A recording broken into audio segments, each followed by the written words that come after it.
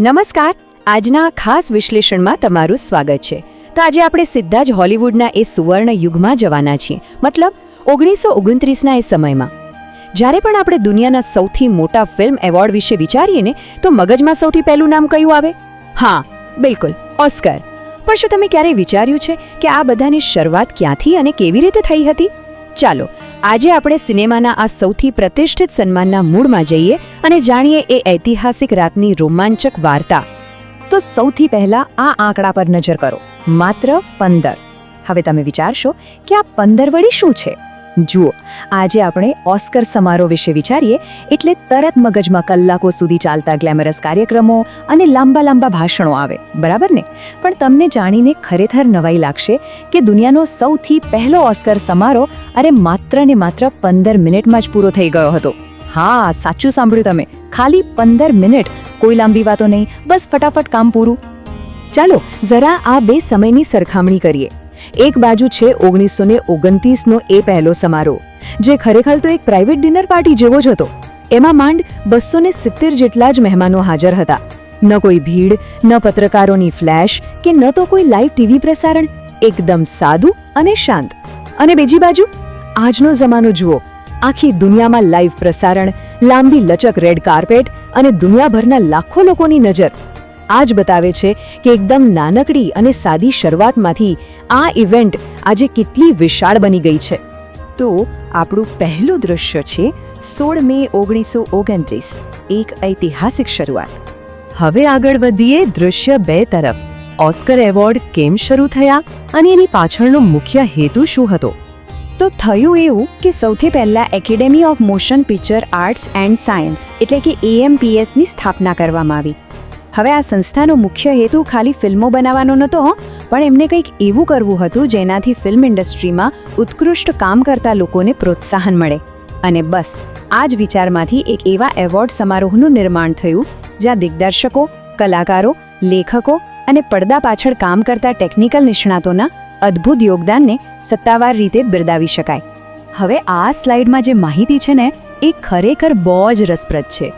આપણે બધા જેને પ્રેમથી ઓસ્કર કહીએ છીએ, ખરેખર તો એનું સત્તાવાર નામ કંઈક અલગ જ છે.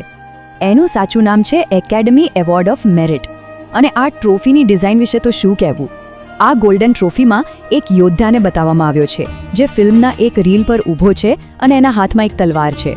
આ ડિઝાઇન એવું દર્શાવે છે કે આ યોદ્ધો સિનેમા કળાનો રક્ષક અને ચેમ્પિયન છે. અને અદ્ભુત વાત તો એ છે કે આટલા દાયકાઓ પછી પણ આ ટ્રોફીનો ચાર્મ એવો ને એવો જ છે. આગળ જોઈએ દૃશ્ય 3, પ્રથમ સમારોહ અને એના ઐતિહાસિક વિજેતાઓ. અને આ લિસ્ટ જુઓ, આ આપણને સીધા એ સમયમાં લઈ જાય છે. એ જમાનામાં શ્રેષ્ઠ ફિલ્મના એવોર્ડને આઉટસ્ટેન્ડિંગ પિક્ચર કહેવાતો. અને તમને ખબર છે એ કોણ જીત્યું હતું? વિંગ્સ નામની એક સાયલન્ટ ફિલ્મે. સિનેમાના ઇતિહાસમાં વિંગ્સ એક બહુ જ મોટો માઇલસ્ટોન છે. એ જ રીતે સૌથી પહેલા શ્રેષ્ઠ અભિનેતાનો પુરસ્કાર એમિલ જેનિંગ્સને મળ્યો હતો અને શ્રેષ્ઠ અભિનેત્રી તરીકે જેનેટ ગેનોર્ડને સન્માનિત કરવામાં આવ્યા હતા. આ એ દિગ્ગજો છે જેમણે આવનારા દાયકાઓ માટે ઓસ્કરનો મજબૂત પાયો નાખ્યો. હવે વાત કરીએ દૃશ્ય 4ની. એક નાનકડા ડિનરથી લઈને હોલિવૂડથી વિશ્વ સુધીની ઓસ્કરની આ સફર વિશે.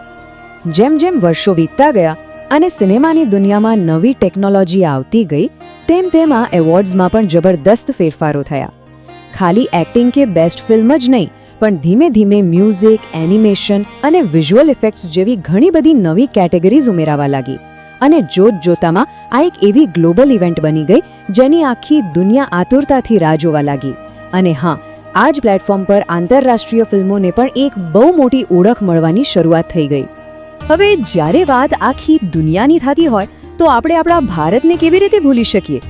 આંતરરાષ્ટ્રીય મંચ પર ભારત માટે ઓસ્કરનું હંમેશા એક ખાસ અને ગૌરવપૂર્ણ સ્થાન રહ્યું છે. આપણને સૌને યાદગાર ક્ષણ આજે પણ યાદ છે જ્યારે સ્લમડોગ મિલિયનેર માટે આપણા AR રહેમાન સરને સંગીત માટે ઓસ્કર મળ્યો હતો. વાહ, એ ખરેખર એક ઐતિહાસિક ક્ષણ હતી. અને એટલું જ નહીં, તાજેતરમાં જ આપણી ભારતીય ડોક્યુમેન્ટરીઝ અને ગીતોએ પણ ઓસ્કરના મંચ પર જે ડંકો વગાડ્યો છે એ સાબિત કરે છે કે ઓસ્કર હવે ખરા અર્થમાં એક વૈશ્વિક મંચ બની ચૂક્યો છે. તો હવે આવીએ આપણા છેલ્લા વિભાગ એટલે કે દૃશ્ય 5 પર. આજે ઓસ્કરનું મહત્વ શું છે? અહીં એક બહુ જ રસપ્રદ સવાલ થાય છે. લગભગ એક આખી સદી પૂરી થવા આવી છતાં આજે પણ ઓસ્કરને સિનેમેટિક ગૌરવનું અંતિમ પ્રતીક કેમ માનવામાં આવે છે? એવું તો શું જાદુ છે આ ગોલ્ડન ટ્રોફીમાં કે દુનિયાભરના કલાકારો બસ એને એકવાર પોતાના હાથમાં પકડવાનું સપનું જુએ છે? તો જુઓ, એનો જવાબ એકદમ સ્પષ્ટ છે. 1929માં જે શરૂઆત થઈ હતી એણે દુનિયાભરના સિનેમાને એક નવી ઓળખ આપી. આજે ઓસ્કર જીતવો એ માત્ર કોઈ ઇનામ જીતવા બરાબર નથી. એ તો સર્જનાત્મકતાનું સૌથી ઊંચું શિખર છે. એ ફિલ્મ જગતનું સૌથી મોટું સન્માન છે. જ્યારે કોઈને ઓસ્કર મળે ને ત્યારે એ આખી દુનિયાને બતાવે છે કે તેમની કળા અને તેમની સખત મહેનતને આંતરરાષ્ટ્રીય સ્તરે સ્વીકારવામાં આવી છે. આ એક એવો સન્માન છે જે કલાકારનું નામ ઇતિહાસના પાનાઓમાં અમર કરી દે છે. અને બસ આ ઐતિહાસિક સફરને આપણે એક બહુ જ સુંદર વિચાર સાથે વિરામ આપીએ. સારી કલા હંમેશા વિશ્વને પ્રેરણા આપે છે. 16 મે 1929નો એ 15 મિનિટનો નાનકડો સમારોહ સમયની દૃષ્ટિએ ભલે બહુ નાનો હતો, પણ એણે કલા અને સર્જનાત્મકતાના સન્માનની જે પ્રથા શરૂ કરી એની ગૂંજ આજે પણ આખી દુનિયામાં સંભળાય છે. મહાન સિનેમા ખરેખર આવનારી પેઢીઓને પ્રેરણા આપતું રહેશે. આજના વિશ્લેષણ દ્વારા સિનેમાના અદ્ભુત ઇતિહાસને જાણવાની સફર ખરેખર રોમાંચક રહી. શું આ ઐતિહાસિક વાર્તાએ તમારામાં પણ સિનેમા વિશે વધુ જાણવાની ઉત્સુકતા નથી જગાવી? બિલકુલ જગાવી હશે. તો આજના આ સેશનમાં મારી સાથે જોડાવા બદલ તમારો ખૂબ ખૂબ આભાર. શાનદાર ફિલ્મો જોતા રહો અને હા, કંઈક નવું શીખતા રહો. જલ્દી જ ફરી મળીશું.